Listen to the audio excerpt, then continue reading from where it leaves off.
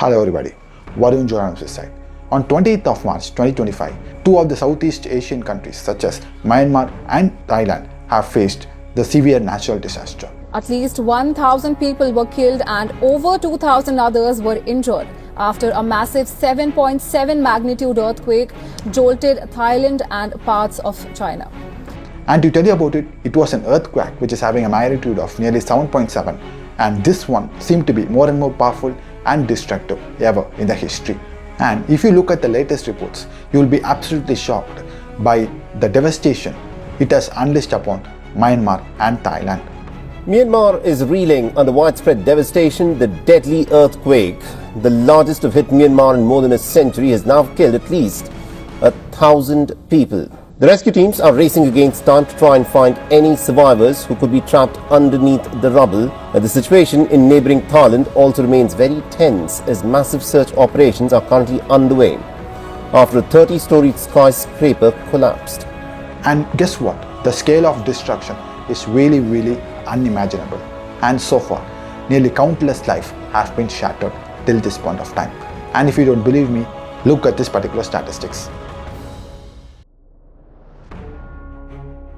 Now in this particular video, let's discuss about the causes of an earthquake, and number 2, how did the historical earthquakes in Myanmar look like, and number 3, how did the infrastructures become the main reason for the damage due to the earthquake and how to create a better infrastructure in the future, and number 4, what are the government and international responses have been given to this disastrous moment. Alright, let's dive in. Now before we move on to today's episode, let's have some sort of intro of Myanmar. So to tell you about Myanmar, they're having military rule at this point of time due to the lot of civil wars and due to a lot of the formation of the opposition groups which is against the nation and creating lots and lots of riots and lots of destruction in the public, and as a result, military is taking a role as a state administrative council. Alright, so here's where two people are ruling the nation currently. One is a senior general who is Min Aung Hlaing, who acts as a prime minister, and vice senior general who is So Win, so he acts as a deputy prime minister. Alright, so till the next election, these gentlemen will take care of state administrative council. Alright, now with that have been said, let's move to the actual episode. Now if you look at the causes of this particular earthquake, here's where major geographical unfair disadvantage comes to Myanmar. And to tell you about it, this particular Myanmar seemed to be the meridian for this particular earthquake, and that is why the destruction have been so severe and it has been so powerful in this particular city which is so called as Manatee. Alright, now not just Myanmar, India, Thailand, Afghanistan and Cambodia, even all those 4 nations have experienced the level of earthquake. However, the damage seemed to be more and more minimal compared to Myanmar, and that's why in Thailand just one skyscraper really collapsed, and that is why the destruction and damage in Thailand seems to be minimal. Now if we look at Myanmar, especially in the city Manatee, this city is very populated and this city seems to be the second largest city in Myanmar, and that is why we could be able to see huge numbers in terms of death, in terms of injuries and in terms of missing persons as well. And this particular earthquake was 7.3 at an initial stage. Now in the later stages, there is something called as aftershocks. In this particular aftershocks, they once again began to experience the earthquake of nearly 6.4 magnitude and once again 4.2 magnitude in the later stages.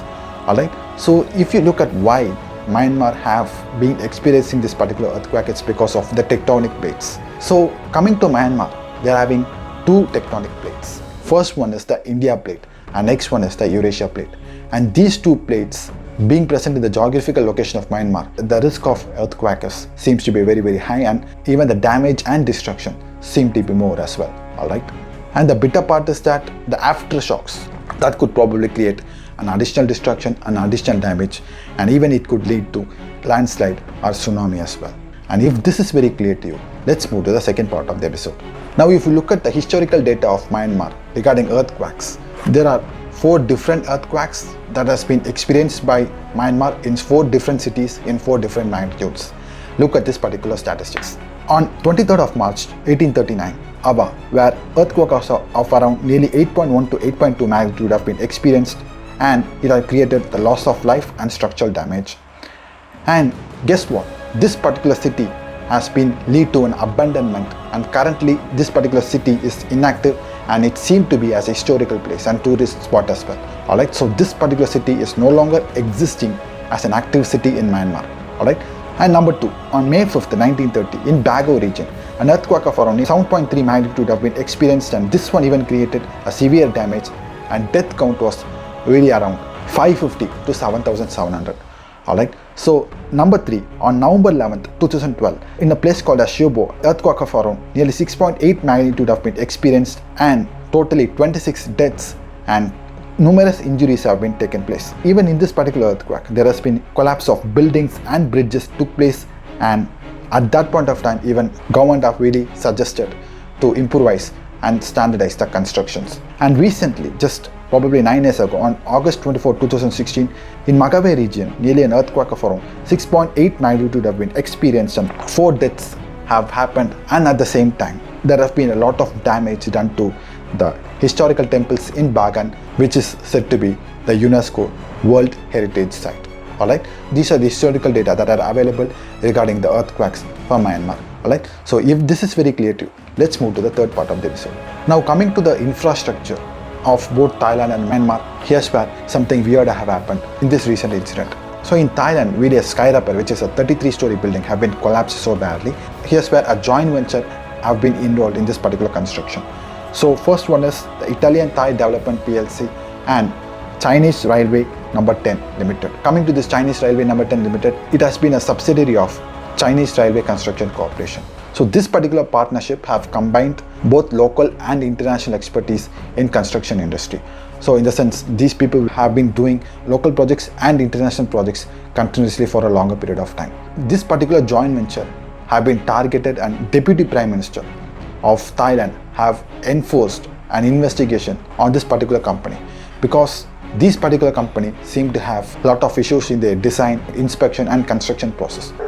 By knowing all of it, Deputy Prime Minister suggested an investigation, and in the meantime, something fishy have happened. Thai police have detained 4 Chinese nationals for unlawfully entering the site of the under construction building that collapsed after a powerful earthquake in Charuchak district in Bangkok. So as per our sources, 4 Chinese men linked to a contractor were caught taking about 32 files from the Charuchak disaster site. They were spotted by the media. They were later stopped by the police. This is what we know so far, thanks to my colleague Vishal Vivek. Now, while this was seemed to be one of the major buildings to experience a level of destruction in Bangkok, at the same time, 4 of the Chinese people have been suspected, have been detained and arrested. And why? Because those people have been once again found and caught red-handed, knowing that they have been stealing some sort of documents and materials. And these documents and materials are purely located in a restricted area where no one could access it without having a proper authorization.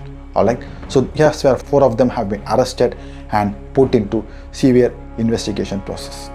And coming to other reasons, they are having poor building quality and construction materials as well. So those construction company have been using cheap materials. At the same time, those buildings are not very EQ resistant, earthquake resistant. Now if you look at the buildings in Dubai, even those skyscrapers seems to be earthquake resistant, but these people, in order to do a lot of cost cutting, in order to save more and more money, and more importantly for a greedy profit, these people never spent additional money in order to make the buildings better. And next one is overcrowded and poorly planned cities. As this city seems to be a second largest in Myanmar, the population have been already overcrowded and buildings are already close to each other. And here's where they face something called as domino effect.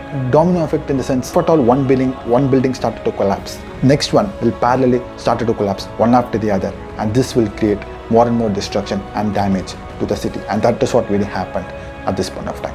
Alright, so coming to solutions, it's very simple. Even government is suggesting to have a building with strong and reliant infrastructure.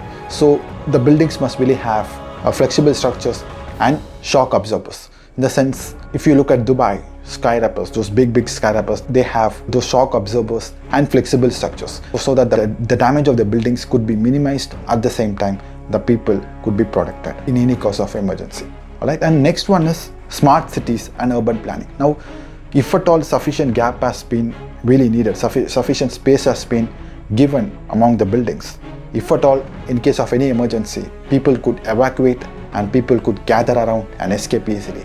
And next one is using smart AI sensors. With the help of AI sensors, if at all an earthquake comes in a city, at an emergency case, immediately the rails could stop, at the same time the gas pipes could stop, at the same time emergency exits could be opened automatically, preventing people from all sorts of dangerous moments and moving them towards a safer side. Alright, now the bittermost truth is that Myanmar is not having as high economy as Dubai or as high economy as any great destination, so they will definitely find a lot of challenges if they ever want to grow as an infrastructure.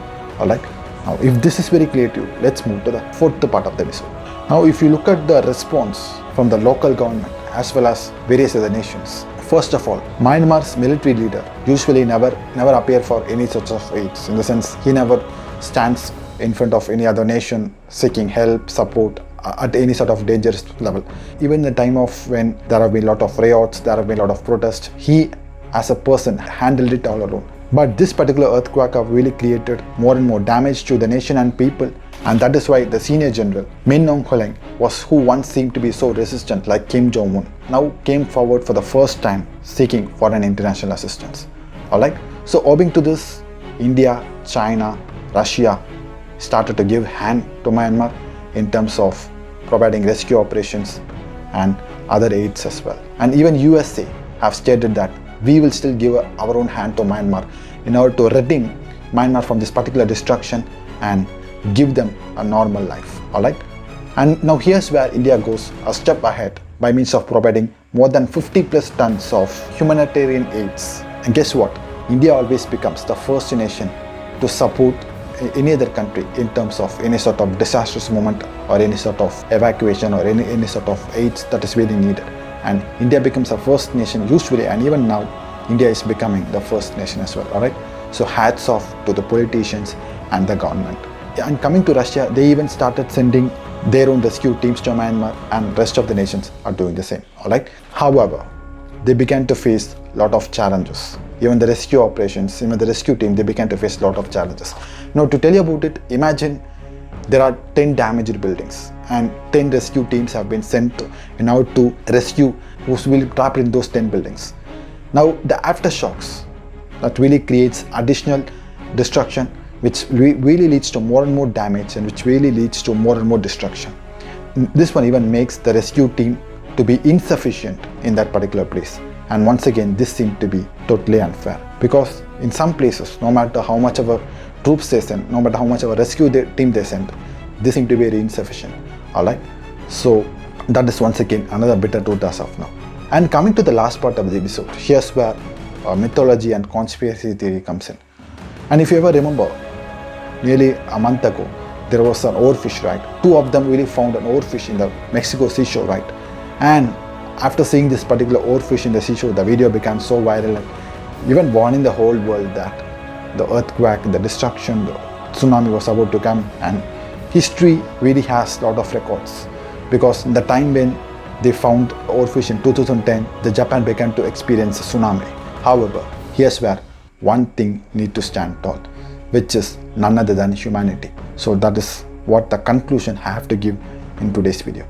Alright, so thank you for watching this video, and for more such global insights, make sure to subscribe my channel. Alright, until then, bye bye for now.